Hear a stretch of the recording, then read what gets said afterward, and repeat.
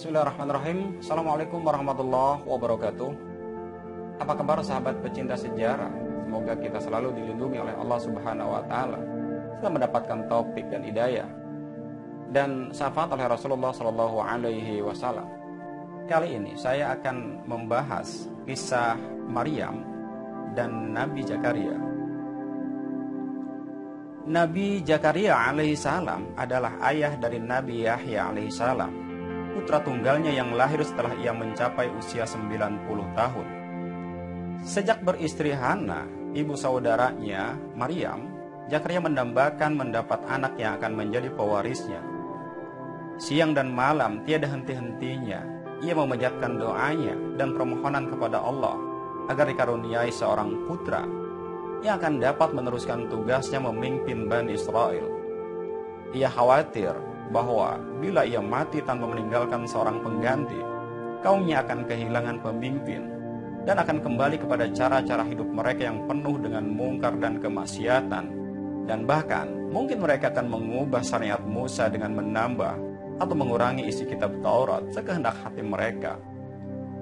Selain itu, ia sebagai manusia ingin pula agar keturunannya tidak terputus dan terus bersambung dari generasi sepanjang Allah mengizinkannya dan memperkenankannya. Nabi Zakaria tiap hari sebagai tugas rutin pergi ke mihrab besar, melakukan sembahyang, serta menjenguk Maryam, anak iparnya yang diserahkan kepada mihrab oleh ibunya sesuai dengan nazarnya sewaktu yang masih dalam kandungan. Dan memang Zakaria lah yang ditugaskan oleh para pengurus mihrab untuk mengawasi Maryam sejak ia diserahkan oleh ibunya. Tugas pengawasan atas diri Maryam diterima oleh Zakaria melalui undian yang dilakukan oleh para pengurus mihrab dikala menerima bayi Maryam yang diserahkan pengawasannya kepadanya. Itu adalah anak saudara istrinya sendiri yang hingga saat itu belum dikaruniai seorang anak pun oleh Tuhan. Suatu peristiwa yang sangat menakjubkan dan mengherankan Zakaria telah terjadi pada suatu hari ketika ia datang ke mihrab. Sebagaimana biasa, ia melihat Maryam di salah satu sudut mihrab sedang tenggelam dalam sembahyang, sehingga tidak menghiraukan bapa saudaranya yang datang menjenguknya. Di depan Maryam yang sedang asyik sembahyang, terlihat oleh Zakaria berbagai jenis buah-buahan musim panas. Bertanya-tanya Nabi Zakaria dalam hatinya, dari mana datangnya buah-buahan musim panas ini? Padahal mereka masih berada dalam musim dingin. Ia tidak sabar menanti anak saudaranya selesai sembahyang. Ia lalu mendekatinya dan menegur bertanya kepadanya, "Wahai Maryam, dari manakah engkau dapat ini semua?"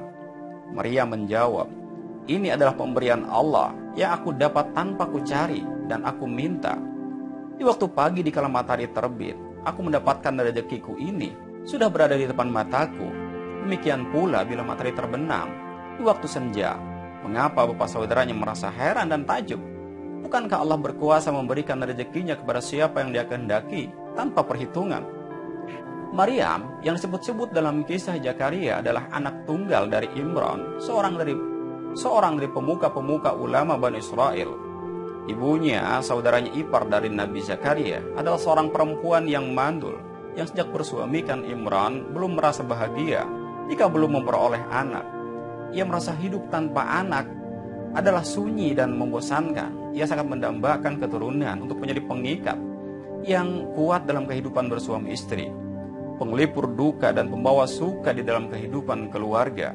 Ia mendambakan sekali keturunan, sehingga bila ia melihat seorang ibu mengandung bayinya atau burung memberi makan kepada anaknya, ia merasa iri hati dan terus menjadikan kenangan yang tak kunjung lepas dari ingatannya. Tahun demi tahun berlalu, usia makin hari makin lanjut, namun keinginan tetap tinggal keinginan, dan idam-idaman tetap tidak menjelma menjadi kenyataan. Berbagai cara dicobanya, berbagai nasihat dan petunjuk orang diterapkannya, namun belum juga membawa hasil.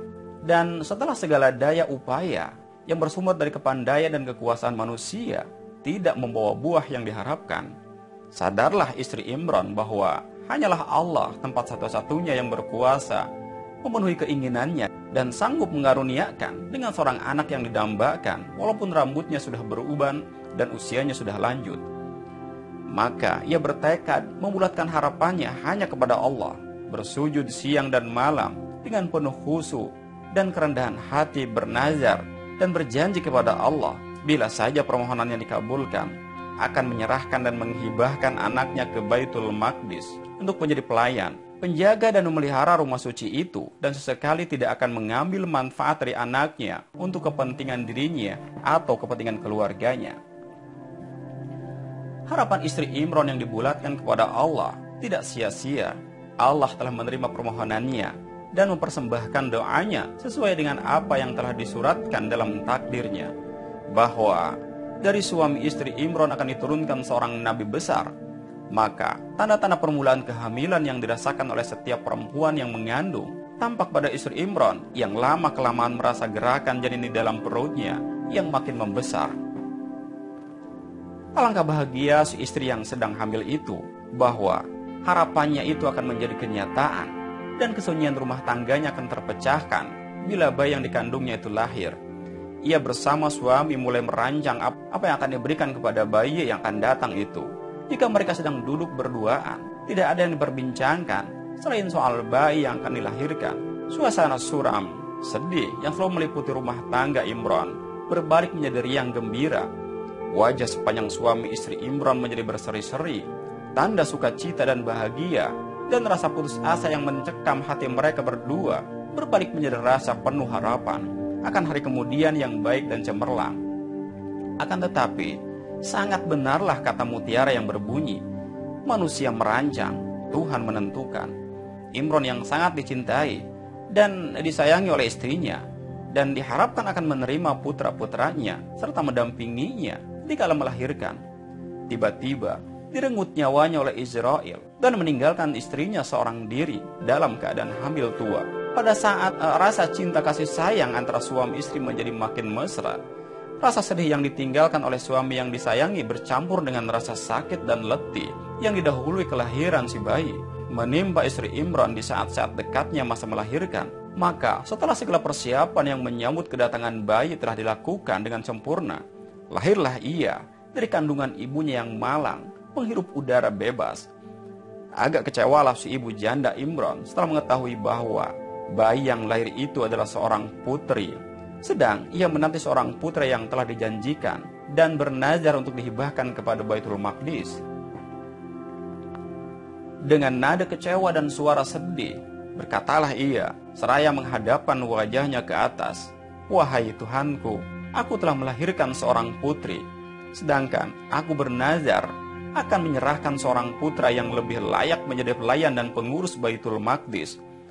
Allah akan mendidik putrinya itu dengan pendidikan yang baik dan akan menjadikan Zakaria, iparnya dan bapak saudara Maryam sebagai pengawas dan pemeliharanya." Demikianlah, maka tatkala Maryam diserahkan oleh ibunya kepada pengurus Baitul Maqdis, para rahib berebutan, masing-masing ingin ditunjuk sebagai wali yang bertanggung jawab atas pengawasan dan pemeliharaan Maryam.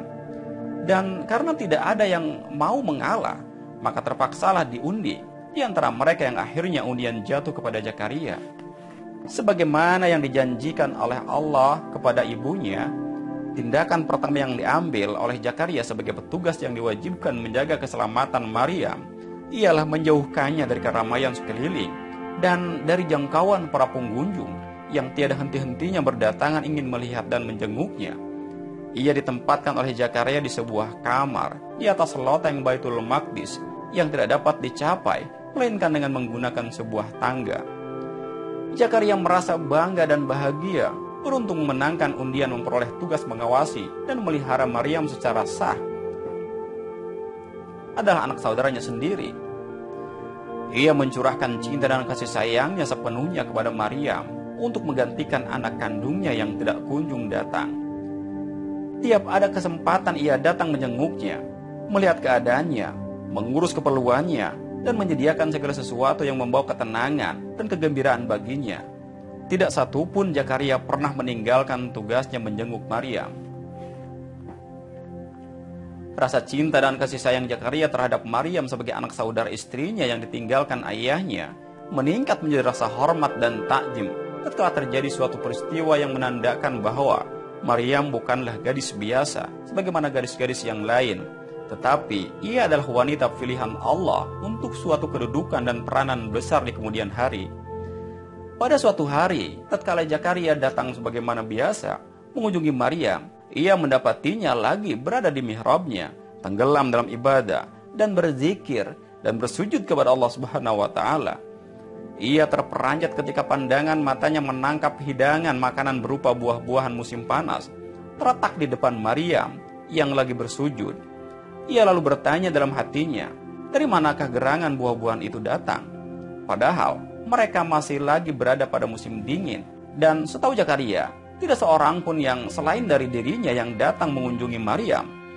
Maka ditegurlah Maryam tatkala setelah selesai ia bersujud dan mengangkat kepala. Wahai Maryam, dari manakah engkau memperoleh rezeki ini? Padahal tidak seorang pun mengunjungimu, dan tidak pula engkau pernah meninggalkan mihrabmu. Selain itu, buah-buahan ini adalah buah-buahan musim panas yang tidak dapat dibeli di pasar dalam musim dingin ini. Maria menjawab, inilah pemberian Allah kepadaku tanpa aku berusaha atau minta. Dan mengapa engkau merasa heran dan takjub?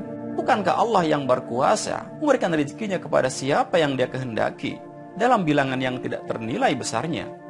Demikianlah Allah telah memberikan tanda pertamanya sebagai mukjizat bagi Maryam, gadis suci yang dipersiapkan olehnya untuk melahirkan seorang nabi besar yang bernama Isa Al-Masih.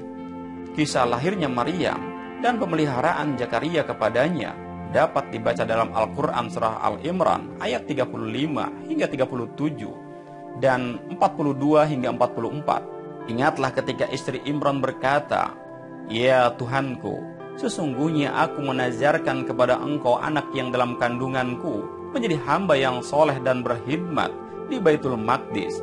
Karena itu terimalah nazar itu daripadaku. Sesungguhnya engkaulah yang Maha mendengar lagi Maha mengetahui. Quran surat Al-Imran ayat 35. Maka tatkala istri Imran melahirkan anaknya, dia pun berkata, ya Tuhanku, sesungguhnya aku melahirkan seorang anak perempuan, dan Allah lebih mengetahui apa yang dilahirkannya itu, dan anak laki-laki tidaklah seperti anak perempuan. Sesungguhnya aku telah menamai dia Maryam, dan aku mohon perlindungan untuknya serta anak-anak keturunannya kepada pemelihara daripada setan yang terkutuk. Quran surat Al-Imran ayat 36.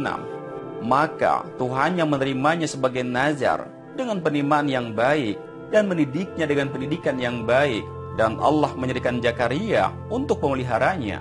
Setiap Zakaria masuk untuk menemui Maryam di mihrab, ia dapati makanan di sisinya. Zakaria berkata, hai Maryam, dari mana engkau memperoleh makanan ini? Maryam menjawab, makanan itu dari sisi Allah. Sesungguhnya Allah memberi rezeki kepada siapa yang dikehendakinya tanpa hisab. Quran surat Al-Imran ayat 37. Wallahu a'lam bishawab. Wassalamualaikum warahmatullahi wabarakatuh.